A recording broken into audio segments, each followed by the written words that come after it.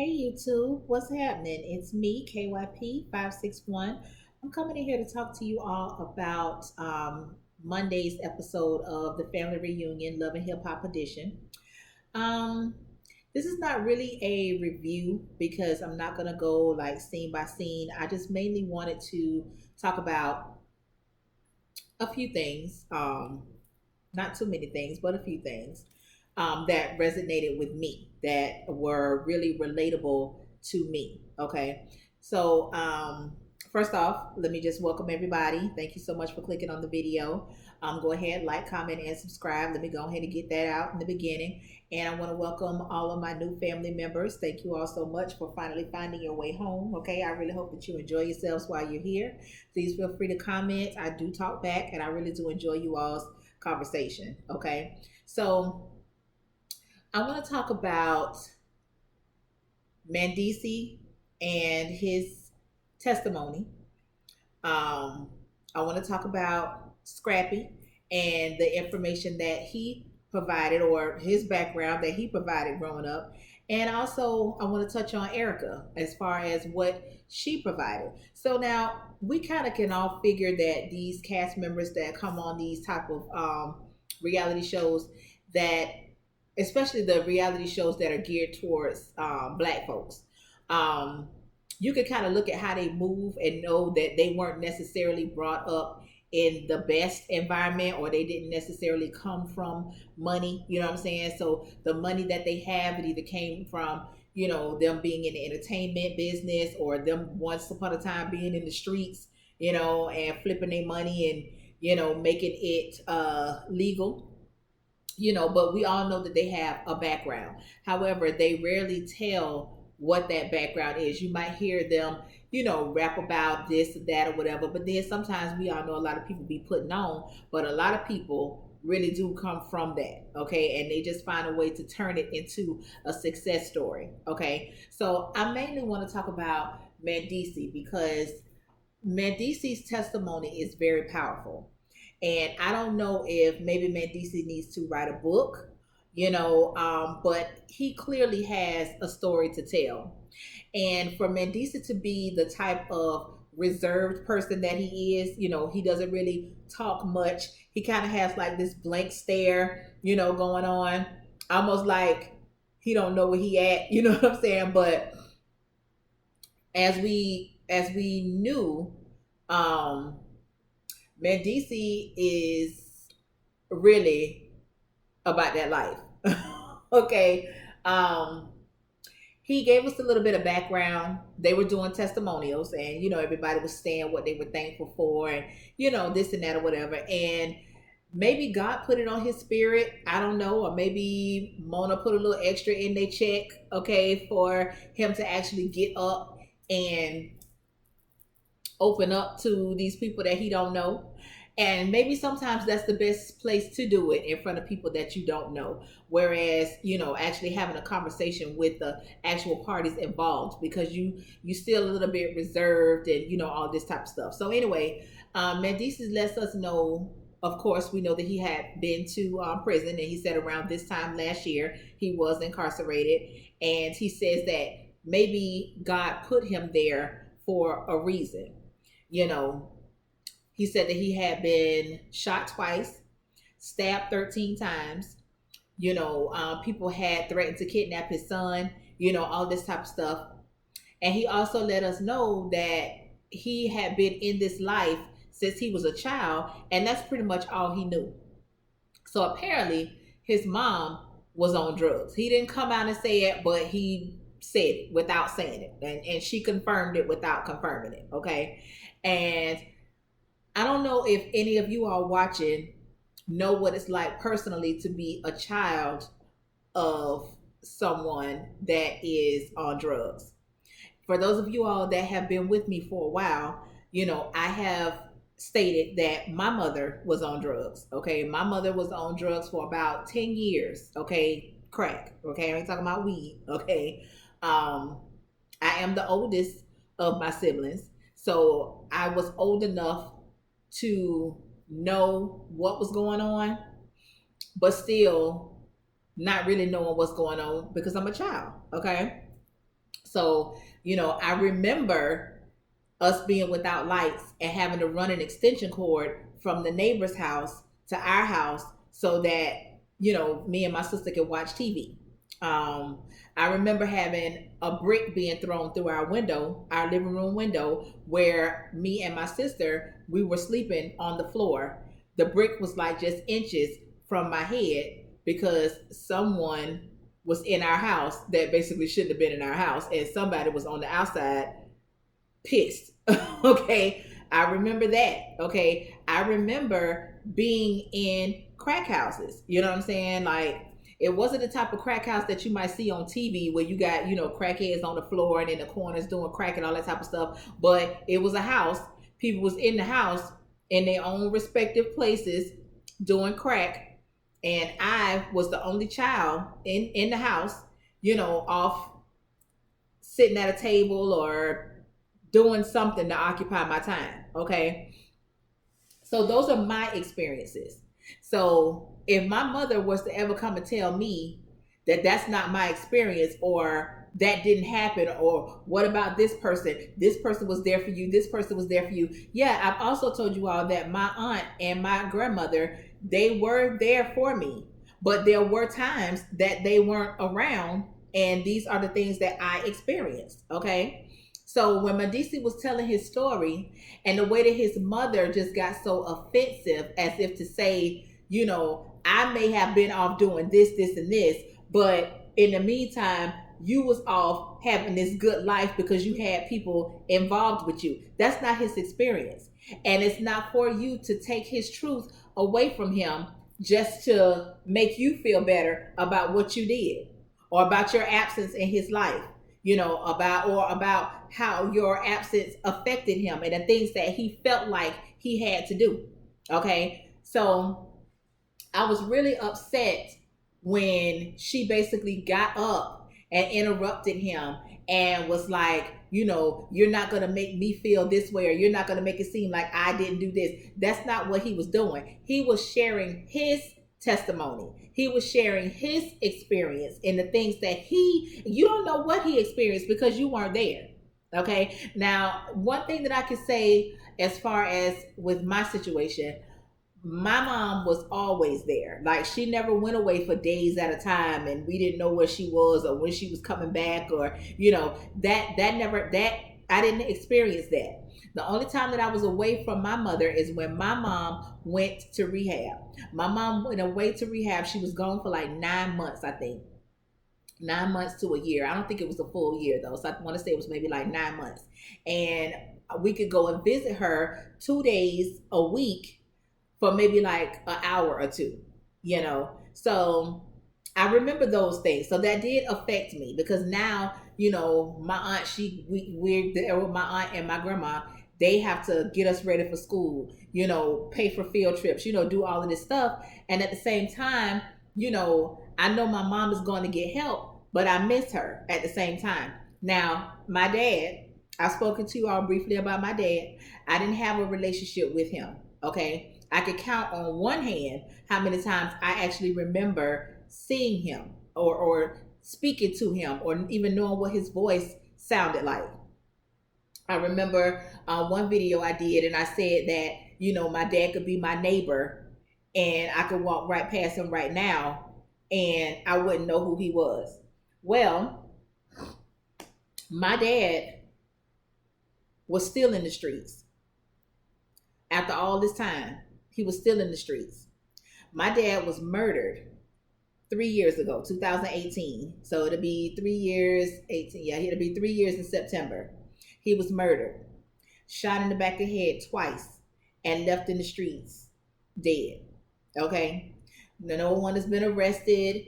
There are no suspects. There's no nothing. Okay? So I'm just thinking that that's just going to be a cold case. Okay? However, up until that time, I didn't think that I had any feelings. Okay? But when I actually went to his funeral and saw him laying dead in a casket, I know now I have so many questions that I'll never get answered from him. I was 41 years old when my dad was killed. I got to the funeral. Those his brothers and sisters didn't have a clue in the world that my daddy even had children. And come to find out, I had a brother that I knew absolutely nothing about. He was 27, but I had a 27-year-old brother. We lived in the same damn city. You know what I'm saying? We lived in the same city, didn't have a clue. Those people knew nothing about neither one of us. Okay? So what I'm saying is, as the parent, or as the one that has the addiction, you don't know what effect these things have on your children or your parents or your siblings. You don't know, because you are involved in your own world. You don't know nothing outside of you and your addiction and where you go get your next high from. So if you are one of the lucky ones to overcome a drug addiction, like my mama, like Mandisi's mama, like Erica's mama, like Scrap's mama. I don't know if Scrap's mom was actually on drugs, but I think I did hear somewhere along the way that she was like addicted to pills or something like that. I don't know, but addiction is addiction, regardless on what it is. If it's alcohol, if it's drugs, whatever, gambling, whatever. All of that shit ruins lives at some point. And then when you do decide to get your life together, everybody has to pick up the pieces of what was broken from what was happening. So I really felt bad for Mendisi that his mom would do that, to him. Um, I understand why he's never had a conversation with her, because I've never had a conversation with my mama. I've never had a conversation with my mama. It's like once she got out of rehab, started getting her life back on track, it's like everybody just put it behind them.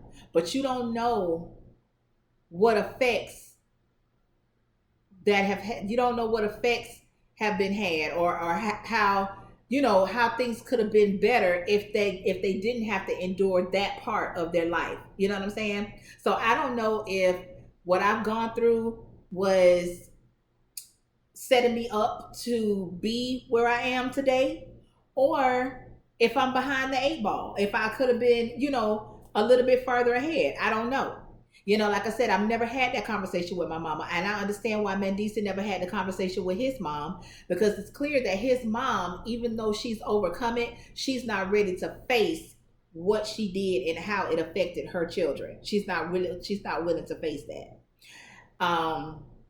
With Scrappy said basically he grew up in a whorehouse. He said Mama D was a pimp, basically, okay? And she was pimping these women out of their house that they actually lived in, their real residence, and she had the women tricking in the children's rooms. So the children had to go and sleep in the room with her. Shit like that, you don't never forget that. You don't never forget that. And like Erica was saying that her mom was on drugs. And Erica was saying that the memories that she had as a child, her mother basically tried to take those memories away from her and say, no, this wasn't your worst memory. This was your worst memory. You don't know that because you weren't there. You weren't there. You don't know what her worst memory was. You don't know what happened to her in your absence. You know what I'm saying? So it's like, it's hard as a child, because I was like 7 or 8 years old, but some things I remember so clear, like that brick getting thrown through the window. It's like that shit just happened 5 minutes ago. Okay, like us having to run that extension cord from that back window to the neighbor that stayed in apartment one's house so we could watch TV. That shit is like it just happened last night. I can remember when I would go and visit my mom. I could tell you what outfits I had on. I could tell you how my hair was. I could still tell you how that place looked, from the kitchen area to the meeting area to like the little dorm space that they had set up for them. Like those are memories that will be with me forever, And I am thankful and grateful. My mama is a warrior. Okay, my mama is a warrior. I'm talking about in real life, in at heart, all of that. Okay, my mama is a fighter, literally and figuratively. Okay, I am super proud of her and the things that she has overcome. But once again, that's a conversation that we've never had. No one has ever asked me how I felt about the things that happen. I mean, even at this point, I really don't even think that it matters at this point. You know, me just being here openly sharing this with you all is therapeutic for me. Okay. My little sister, I don't know if she remembers much of anything or if anything at all. By the time my brother came about, my mom, she was off the drugs by the time she had my brother. But you know, I thought that that was um a really good scene overall, you know, for everybody to get to talk about their experiences and the things that they have been through, just to let others know that you're not alone, you're not the only one that this is happening to, or that this has happened to, but you can overcome. Because you looking at me now, you looking at my mom now, you know what I'm saying, or maybe your father, it might be your brother, your sister, or whoever, you know. So I just wanted to touch on that. Nothing else throughout the episode really mattered. I do want to touch on a little bit on how Mandis's mom treats Yandy, right? Now, y'all know I don't really like Yandy, okay? Because Yandy done kind of showed me her true colors through past seasons. I don't know if it was just written that way to give her a steady storyline while Mendices was away. I mean, I don't know, because I know her and Mona, they friends or whatever. But I don't really dig her too much. However, I do believe that she loves Mendices. Okay, I do believe that she has his back through whatever. Okay, and I don't think that it's fair how Judy treats her. And I think that Judy is jealous that Mandisi shows so much love towards his wife and their children, because that's her guilt on how she fucked up, and she automatically thinks that he resents her. And he probably does, but he says that he doesn't, because I also have an experience in that as well, but that's not my story to tell. But I have a firsthand experience on um child and mother resentment, and the mother knowing it but trying to push it off on something or somebody else. Maybe I will get around to it with that person's permission one day. But Judy just needs to, even if she gotta just openly say it, if she just openly says it to herself, just so that she can release that guilt. Because you had an addiction, you had an addiction, and that's a sickness. You don't have no control over that. A lot of people, like, I think I heard Marie from the Bell Collector, she said she couldn't understand how her mother chose her addiction over her family, because it was an addiction. That's something that you can't fight. The addiction will win every time. That's why it's called an addiction. It's something that you can't control. You can't stop it, not on your own. you know so once she comes to grips with that, and once she forgives herself, then she will be at peace, and she'll be able to move forward with Yandy, because Yandy ain't did nothing to that lady but love her son. That's it, as far as I know. Okay, and as far as I can get, because she ain't got no real beef with Yandy. Because if she did, she'd have said it. She would have said, "I don't like that bitch because she did XYZ." You know what I'm saying? She hasn't done that, so that's how I know. You are dealing with your own issues, and you taking it out on Yandy. You said Yandy is teaching your son how to disrespect his mother. Why? Because he told the truth, or he told his truth. What they got to do with Yandy? That ain't got nothing to do with Yandy. And I think that that's a part of the problem with us as Black people. We just want to brush shit up under the rug. We don't want to hurt nobody's feelings. We don't want to make somebody feel some type of way. But sometimes you have to do that. Sometimes you got to hurt somebody's feelings. Sometimes you got to make somebody feel some type of way in order for them to understand how what they did hurt you, or how what they did affected your life moving forward. That man said he was 6 years old and was a drug runner at 6 years old. Now, who put that child in that situation?